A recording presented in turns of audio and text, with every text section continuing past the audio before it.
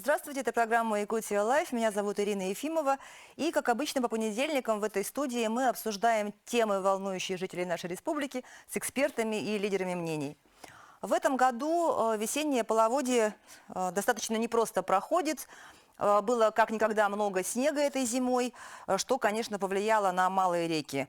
Есть и нештатные ситуации, подтопление жилых домов в ряде населенных пунктов и размытие дорог. Между тем, вскрытие реки Лена, самой главной нашей водной артерии, осуществилось чуть раньше среднемноголетних значений. Сейчас активная фаза ледохода проходит по территории Ленского района.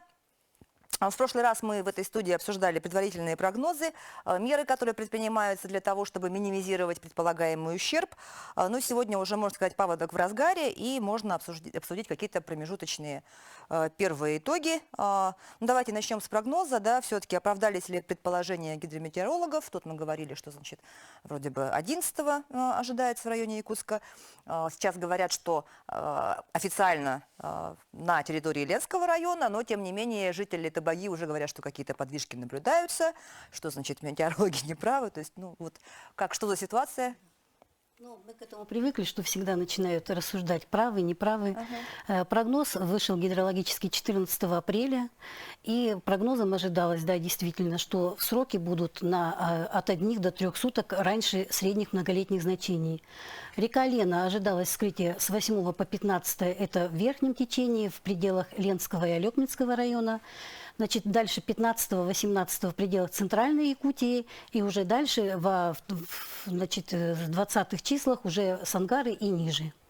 В принципе, эти прогнозы, они оправдываются.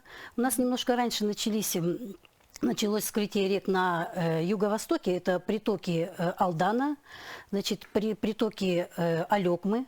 Вот там у нас 7-8 мая началось вскрытие рек, но это, в принципе, раньше средних многолетних значений. А вот на территорию республики мы ожидали приход ледохода в поселок Витим 8-9, но у нас начался ледоход в Витиме 11 числа. То есть, наоборот, позже немножко? Да, немножко даже позже. А вот что сейчас там в Табаге, что за подвижки? Ну, активная фаза ледохода находится в Алекминском районе. Вот у нас там есть, значит, наш гидропост, в общем-то. А то, что происходит сейчас, вот видят, у нас сегодня было в Покровске, уже была подвижка, до этого была, значит, в Табаге, в Нижнем Бестяхе, это местные подвижки. Вот, то есть это не тот ледоход, который ожидали, самый основной, который находится сейчас еще в Алекминском районе, нижняя его кромка, это местные. То есть это река Алекма, которая вышла раньше сроков своих, вот, она подталкивает вот лед, и получается, что у нас получились местные именно подвижки льда. Ну вот, как я уже сказала, сложная ситуация на малых реках Центральной Якутии. Об этом мы знали заранее, мы это обсуждали. Вот как с первыми испытаниями справились оперативные службы? Да, добрый день. Ну, я поддержу коллег. На сегодняшний день те прогнозы, которые давали вследствие больших снегозапасов, прогноз оправдался. Мы наблюдали повышение уровня воды на малых реках, активность проявляли малые реки в Горном, Такобяйском районе, Мило-Кангаласском, в Татинском, то есть в центральной группе районов. Скажу, что наши все оперативные службы с начала мая были переведены в режим повышенной готовности. С 5 мая, как и планировалось в соответствии с планом, оперативные группы выдвинулись в зоне своей ответственности. Это и оперативные группы Лена, Амга, Алдан. И на сегодняшний день эти оперативные группы у нас продолжают работать на местах. При поддержке и авиации МЧС России также работают в готовности, постоянно готовности и взрывные бригады, ну и спасатели и региональных, и федеральных служб. А есть ли какой-то предварительный перечень пострадавших? Вот сколько домов подверглось подтоплению? Да, Сколько... Продолжается работа комиссии органов местного самоуправления по определению списка пострадавших и степени утраты имущества. Да. По предварительным данным у нас порядка 100 человек пострадавших и где-то порядка 20 домов пострадавших. Да. Размер выплат будет устанавливаться органами местного самоуправления, но обычно они устанавливают на уровне республиканских выплат. Это единовременная материальная помощь 5000 рублей на человека и финансовая помощь при частичной утрате 10 тысяч и при полной утрате 20 тысяч рублей. Мгм. То есть вот, например, на такие выплаты Да. рассчитывать. Мгм. Ну и мы знаем, что из-за повышения уровня воды пострадал ряд участков дорог. Это республиканские дороги и муниципальные. Также участок федеральной трассы Вилюй размыло. Вот какие работы там проводятся? Да, действительно, с начала сезона у нас половодья и пропуска паводков дороги подверглись подтоплению и размыву, в частности, по региональным автомобильным дорогам. У нас подверглись размыву автомобильная дорога Карбалах в Татинском районе, автомобильная дорога Мирю в Мегино-Кангаласском и Усть-Алданском районах, автомобильная дорога Кабей на территории Горного и Кабейского улусов и автомобильная дорога Устье-Кемпенде на территории Сунтарского района. По ряду автомобильных дорог и участков у нас аварийно-восстановительные работы уже проведены. Разрушение там, автомобильная дорога восстановлена.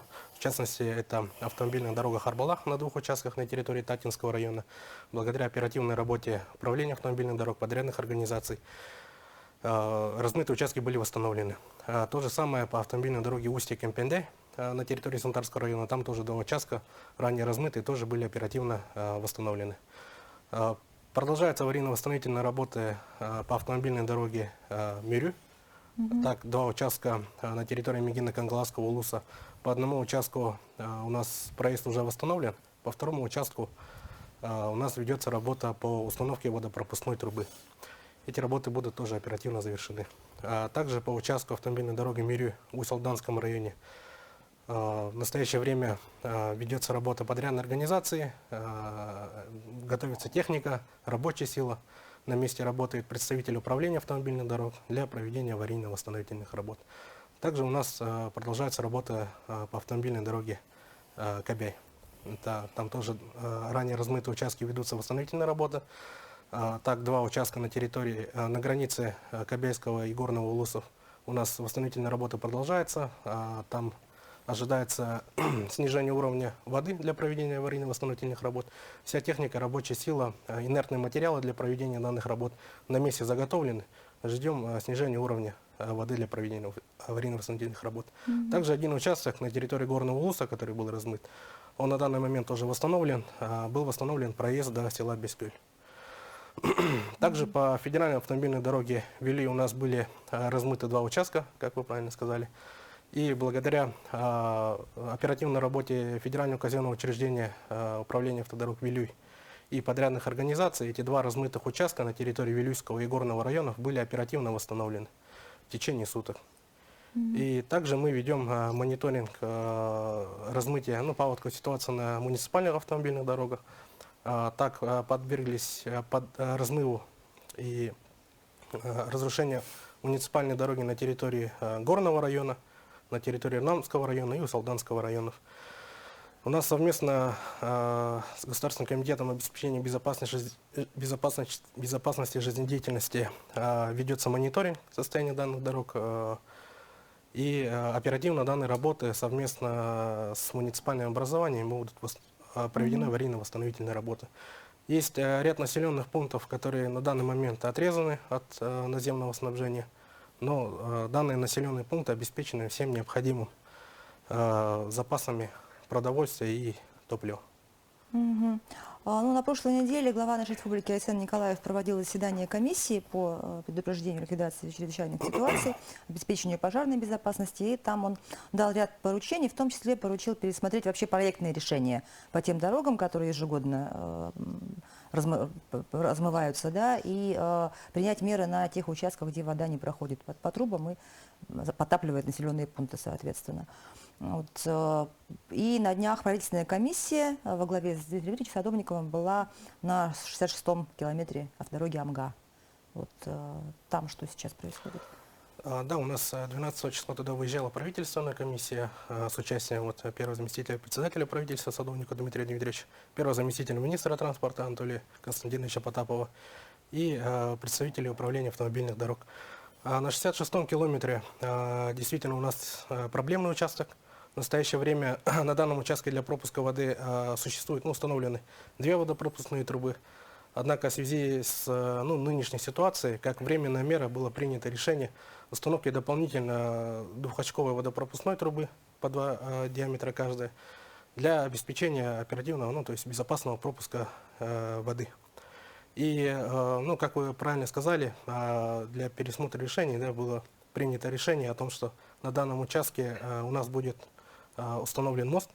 У нас в настоящее время в этом году планируется начало разработка проектно-сметной документации с установкой моста в 2024 году. Отдельное поручение также Александр Сергеевич дал по строительству и реконструкции гидротехнических сооружений, которые в народе называют дамбами. Ответственно, ведомство нужно составить список тех сооружений, где требуется неотложный ремонт. И вот, насколько я понимаю, какие-то из них в ведении Минсельхоза, какие-то в ведении Минэкологии, вот где там будут проведены работы? По Министерству экологии у нас там один объект, это не совсем дамба, это водохранилище, гидротехническое сооружение водохранилища Сискес в селе Каетатинского УСа. Да. В этом году у нас заключен государственный контракт по ремонту и пропуску весеннего половодья по данному объекту. Сумма контракта составляет 3,6 миллионов рублей. Подрядчики на месте дежурят, имеется запас инертного материала, да, то есть ситуация под контролем, работы ведутся. Ну и мы вернемся к обсуждению этой темы буквально через несколько минут. У нас сейчас короткий перерыв. Не переключайтесь, оставайтесь с нами.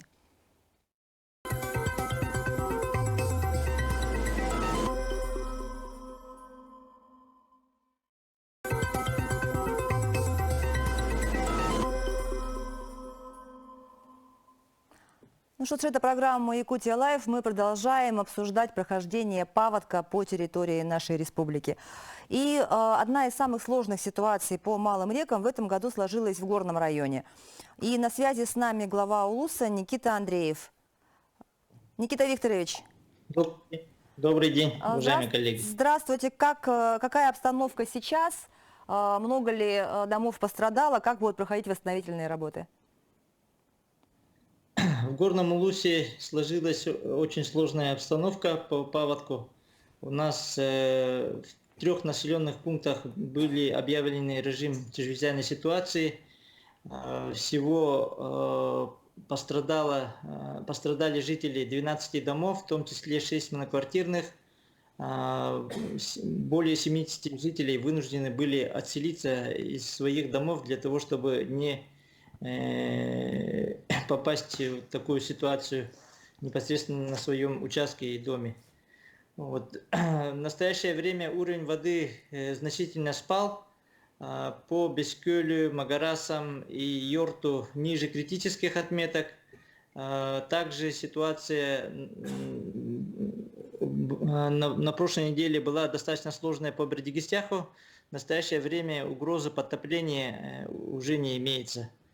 Также я хотел бы подтвердить информацию по дорогам, по республиканской дороге Кобяй и по федеральной дороге были ограничены движения. В настоящее время движение восстановлено. И проблемными вопросами остаются движения по муниципальным дорогам, по дороге Артасурт-Кептень. В настоящее время движение возможно только вездеходной техникой. По муниципальной дороге Бердигистях, Дикимдя, Йорт ожидаем, что сегодня-завтра движение будет восстановлено. Пользуясь случаем, я хотел бы поблагодарить дорожников, работников ГУПа ЖКХ, управления мелиорации, ну и, конечно же, правительство, Госком ОБЖ за поддержку в сложный период. Спасибо, Никита Викторович. Ну что ж, действительно, ситуация была сложная. Перед тем, как выйти на связь с Горным районом, мы обсуждали дамбы, да, и вот Минсельхозу я не дала слова, там часть гидротехнических сооружений все-таки относится к вам. Спасибо. Добрый вечер. По нашим объектам, в частности, по объектам управления мелиорации, весеннее половодье проводится по 70 объектам.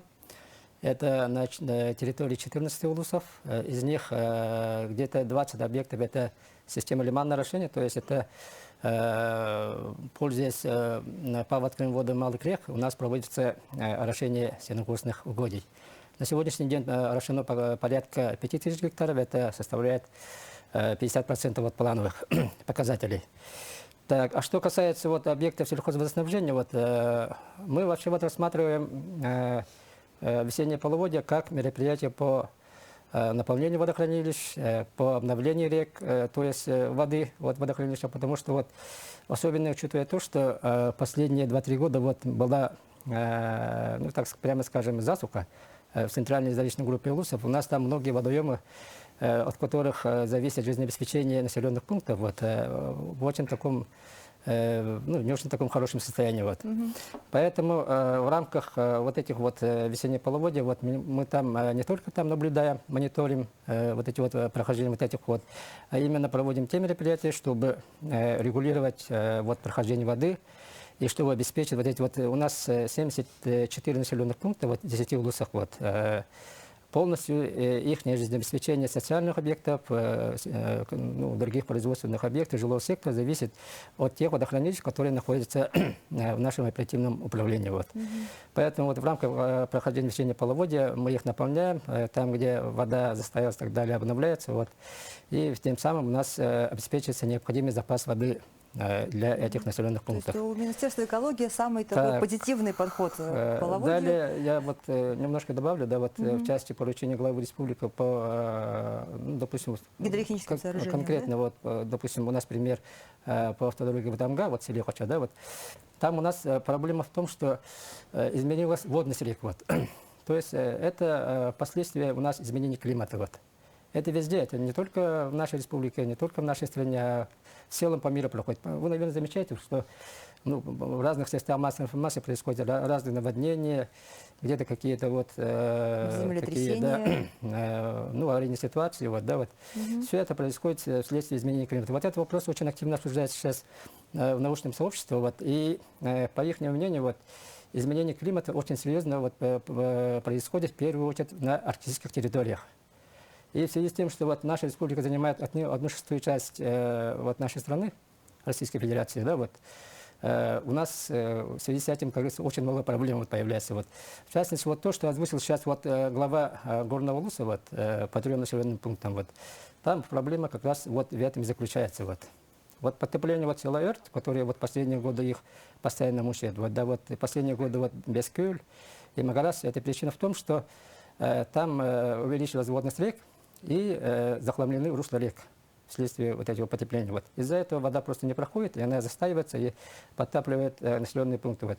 Второй основной вопрос, там как бы антропогенный фактор, это как бы причина подтопления вот этих населенных в том, что в период засушливых лет, 80-е годы, вот, у нас во многих населенных пунктах произошла застройка в пониженных местах, в заниженных местах. Вот.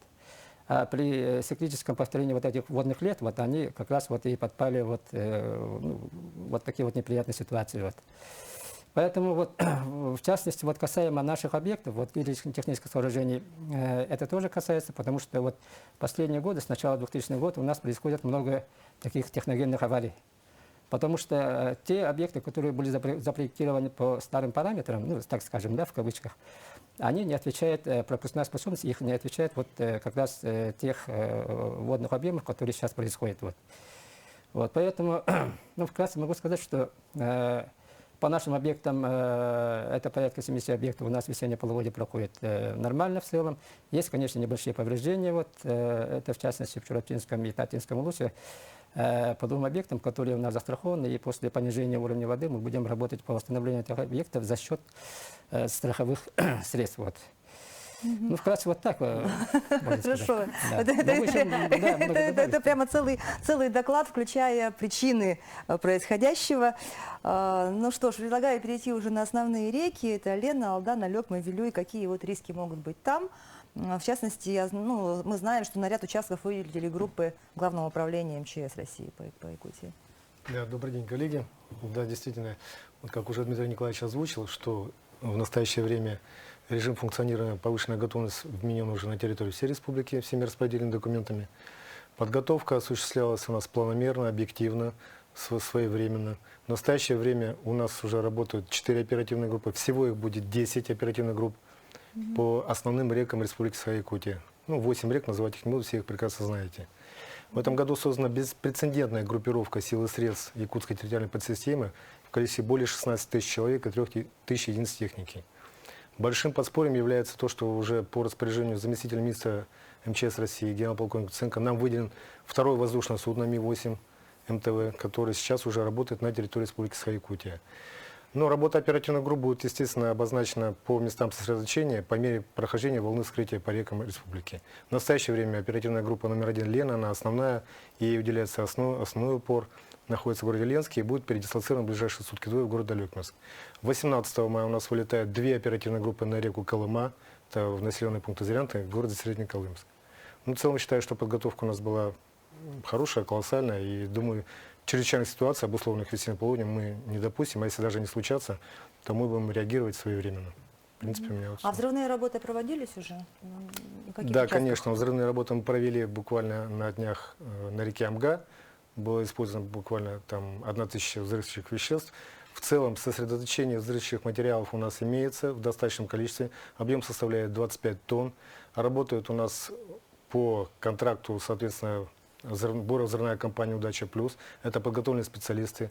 Они также будут разъезжаться в составе оперативной группы и будут проводить взрывные работы при необходимости и при решении комиссии по чрезвычайным ситуациям республики. Ну вот вы сказали про второе воздушное судно, это вот как раз по взрывным работам, да, вы его привлекаете или нет? Воздушные суда у нас сосредоточены и как на эвакуационные мероприятия, как и на доставку сил и средств, в том числе на проведение взрывных работ. Да, у них есть все соответствующие допуски, подготовленные специалисты, прибыли с Хабаровска и не раз уже были в нашем субъекте Российской Федерации и готовы к выполнению задач по предназначению. Ну, то есть надо пояснить, да, что взрывные работы помогают избежать больших заторов и подтопления населенных пунктов. Я скажу соответственно. так, это единственный метод, который мы можем ликвидировать подтопление населенных пунктов. Пока ничего еще лучшего не придумано. Поэтому никакого они пагубного влияния на какую-то флору-фауну не оказывают. Только тем самым мы можем минимизировать все ущербы, которые подвержены весеннему половодью. А вот зачернение и распиловка льда, ну как себя показывает? Ну, По вопрос. зачернению по линии Министерства экологии у нас проводится в этом году на 33 участках в 9 районах республики. Да? Ну, вообще, как бы, да, практика показывает, что по зачернению это работает и помогает как бы, легче пройти ледоходу. И по линии Ленского бассейна водного управления у нас проводятся также работы по распиловке и по зачернению на реке Лена и на реке Колыма. Ну, в принципе, там тоже работа хорошо. Ну это как показывает. дополнение к взрывным работам, да? Вот вы, Это как- вы сказали, что Это как превентивные меры, да? Потому что вы сказали, что мероприятия, кроме да. взрывных Тут работ надо еще работать в и- совокупности именно с якутским гидрометслужбой, потому что Да. они нам показывают, когда будет снегопад, чтобы это наше даже зачернение не прошло даром, Да. как говорится, Возили чтобы... снегом. Да. Поэтому здесь очень все снегом. Я бы совокупно. Засыпало и Да, всё. конечно. Вот превентивные меры, превентивные это работы у нас проводятся на затороопасных участках. И вот на сегодня 52 участка, я напомню. и вот сегодня все вот эти превентивные подготовительные это работы они были проведены. Эффективность мы видим, эффект есть, и мы наблюдали вот при вскрытии волны на реках республики на именно затороопасные это участки. И вот Станислав Владимирович сказал о том, что в прошлые это выходные на реке Амга нашей взрывной командой были проведены взрывные мероприятия и тем самым позволили минимизировать те ущербы вышестоящим населенным пунктам. Ну что ж, мы продолжим обсуждение этой темы после короткого перерыва. Оставайтесь с нами, не переключайтесь.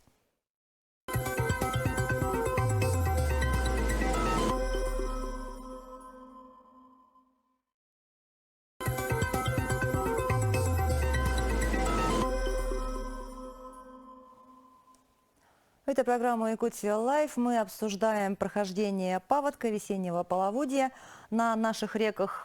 И проговорили сейчас про такие способы борьбы с заторами, как подрывные работы, зачернение, распиловка льда. Вот еще есть такой термин, как обвалование.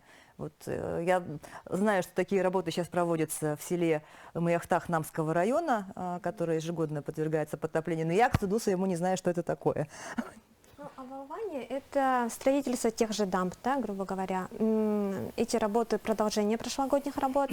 Но в этом году мы проводим работы на 4 участках. Это новые участки. Работы проводятся муниципальным образованием. Средства были выделены в том числе из резервного фонда правительства Республики Саха-Якутия ПЧС, да, с софинансированием из бюджета муниципального. Всего на 21 миллион рублей. Ну, работа проводится, вот на днях, на этой неделе они должны закончить. И, ну, эффективность этих работ в прошлом году, вот те дамбы, которые были построены в прошлом году, да, те участки, они, в принципе, частично защитили населенный пункт от затопления, да, и, ну, вот эти вот дополнения этих, продолжение этих работ, ну, мы надеемся, что в этом году тоже покажут свою эффективность. Ну, то есть все меры совокупности, да, должны Да. действовать. Вот говоря про Намский район, не могу не спросить про второй Хомустахский наслег, часть которого планируют переселить на возвышенность. То есть много лет уже этот вопрос обсуждается, что ежегодно людей затапливает.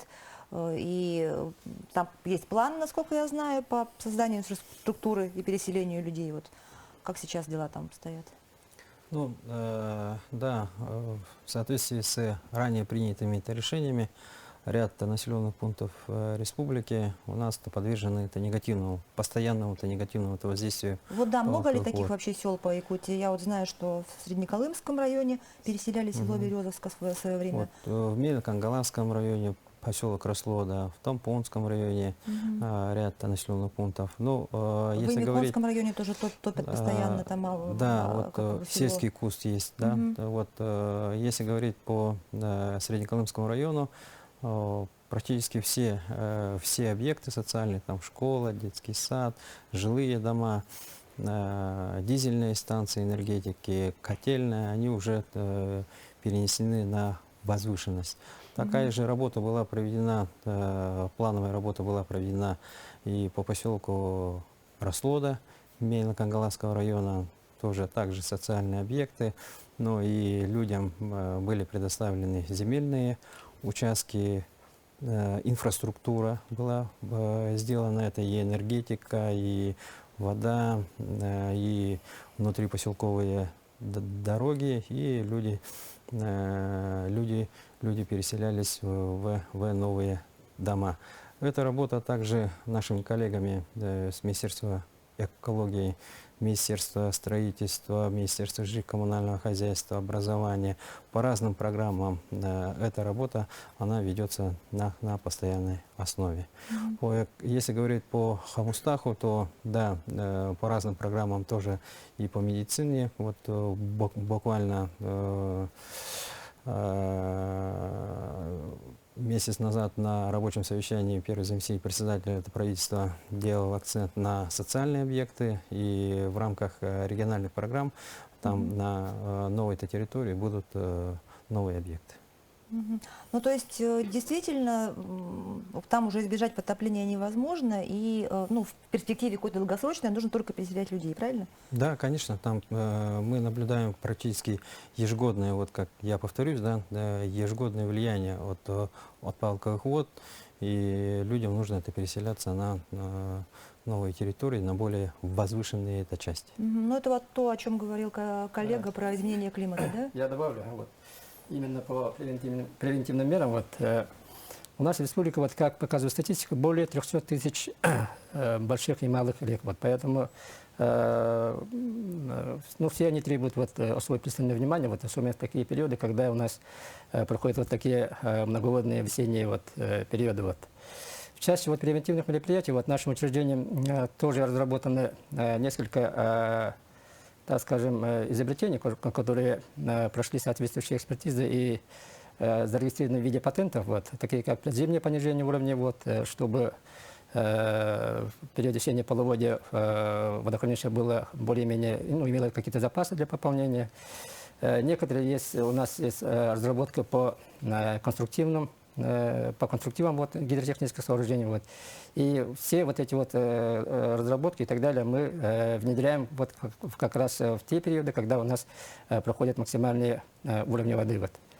Так, и в связи с тем, что вот я хочу вот заострить внимание, наши коллеги из Гидромета подтвердят, вот после 2000 года у нас вот такие серьезные такие изменения стали происходить, особенно вот по малым рекам и по непредвиденные такие вот летние осенние осадки вот в летнее время вот. И даже учитывая вот даже в качестве превентивных мер вот в марте 2005 года вот тогда под руководством Ленского бассейнового водного управления вот в селе Отыкёль была проведена научно-практическая конференция вот как раз именно по этому вопросу вот, снижения негативного воздействия паводковых вод. Вот это вот как раз была первая публичная площадка, на которой было официально озвучено, что у нас вот, начинают происходить вот такие-то проблемные явления. Вот. Поэтому я хочу сказать, что я хочу сказать то, что у нас в связи с тем, что республика у нас очень большая, порядка 3 миллионов квадратных километров, очень большая территория, и должна вестись государственная политика в области водных отношений. Да? Почему я говорю? Потому что вот, на примере сельского хозяйства вот, наша республика разделена на 6 сельскохозяйственных зон. То есть в какой-то зоне у нас растениеводство, в какой-то зоне животноводство, где-то оленеводство, где-то хозпромысел, и там все как бы показано, где что должно, кто чем должен заниматься. Вот. И в какие годы, и в какие сроки. Вот. И в водных отношениях тоже должна как бы вестись единая государственная политика. Только тогда у нас будут как бы взаимосвязанные какие-то решения приниматься, и будет проводиться плановая какая-то государственное мероприятие и так далее, и так далее, и так далее. Вот. Ну, об изменениях климата была целая большая международная конференция в Якутске, да, в том числе мы здесь и в этой студии обсуждали, что происходит, идет ли глобальное потепление. Я так поняла, что сколько ученых, столько и мнений. Кто-то говорит, что это нормальные циклы обычные, что все всегда меняется. На самом деле всегда все циклично бывает. Периоды засухи, значит, изменяются, и потом приходят на их место периоды с дождями, да, поэтому это по-разному бывает. И говорить о том, что вот у нас в последнее время много прямо дождей, они всегда бывают. Южные циклоны выходят и нальют, а бывает, что встанет антициклон и сухо, и жарко. Поэтому... Нет, ну вот, если судить в глобальном, то да, конечно, температура повысилась за последнее время. Вот. Но в то же время вот в Нерингре на днях снег выпал, да, по соцсетям. Но это нормально, в Нерингре может быть и в июне снег. В начале июня это все-таки горы, поэтому бывает. В общем-то, это не то, что там что-то экстремально какое-то. Нет, бывает, что снег выпадает. Но вернемся к паводку, да, в каких населенных пунктах сейчас предупреждающая работа ведется, где прогнозируется угроза по подтоплению? Ну, вот как-то коллеги сказали, сегодня активная фаза как бы в целом, да, скажем, если по реке Лена это Ленские, Алёкминские районы, в ближайшие сутки двое это перейдет в Хангаласский район. Здесь мы наблюдаем в центральном и Мельно-Кангаласском городе Якутск местные это подвижки. По реке Амга практически она уже вышла на реку Алдан. По Алдану мы наблюдаем практически по всей реке протяженность ледохода. Это на сегодняшний день мы наблюдаем в Тампонском районе, ну, часть идет еще по Усть-Майскому району. Где именно как бы что-то будет напряженная эта ситуация, для этого у нас, вот как мы сказали, работают на реках оперативные группы. Передача информации идет ежечасно, ежеминутно. По Вилюю мы наблюдаем тоже подготовку льда, это и в Верхневилюйском, Нюрбинском районах проходит ледоход по Сонтарскому району. В ближайшее время, 18 числа, оперативные группы вылетают на Колыму и тоже также будут отслеживать, и при необходимости тоже будем реагировать на затор опасных участках. В целом можно сказать, что по республике паводковая ситуация Она находится на постоянном автоконтроле, и оперативные службы мы постоянно отслеживаем. Мгм. Ну и все-таки вот в ряде северных районов тоже много осадков было, много снега. Там что можно ожидать в такой ситуации? В реках северо-востока. Да, все в северных реках. Северо-востока. Яна, Вы знаете, Колыма. вот как раз, например, река Яна и Индигирка, вот там как раз снега-то как раз и немного. В верховьях. Вот с этих районов начался исход снежного покрова, то есть у нас снега было там немного. И даже на Колыме, в районе Зырянки и Среднеколымска, было минимальное количество снега, что нельзя сказать о верховьях реки, например, Колымы. Вот. Много снега сейчас на северо-западе, то есть вот река Оленек, там снега еще много, он еще не сошел, и довольно так приличное количество снега. Вот. Но мы ждем в сроки, те, которые обозначены нашим прогнозом. Вот это будет 3-я декада мая, ну и самые устевые участки, это уже начало июня. Ну что ж, спасибо всем большое. Я хочу напомнить нашим телезрителям, что все-таки самое безопасное наблюдать ледоход – это онлайн. Трансляция ведется на сайтах, также в специально определенных местах в районе Табагинского и Кангаласского мыса, то, что касается города Якутска. А вся информация всегда, значит, онлайн на сайте МЧС, на сайте Гидромета, в наших также соцсетях. Это была программа «Якутия Лайф». Меня зовут Ирина Ефимова. Смотрите нас на телеканале «Якутия-24» по будням в 19:15. Расскажем, чем живет Якутия.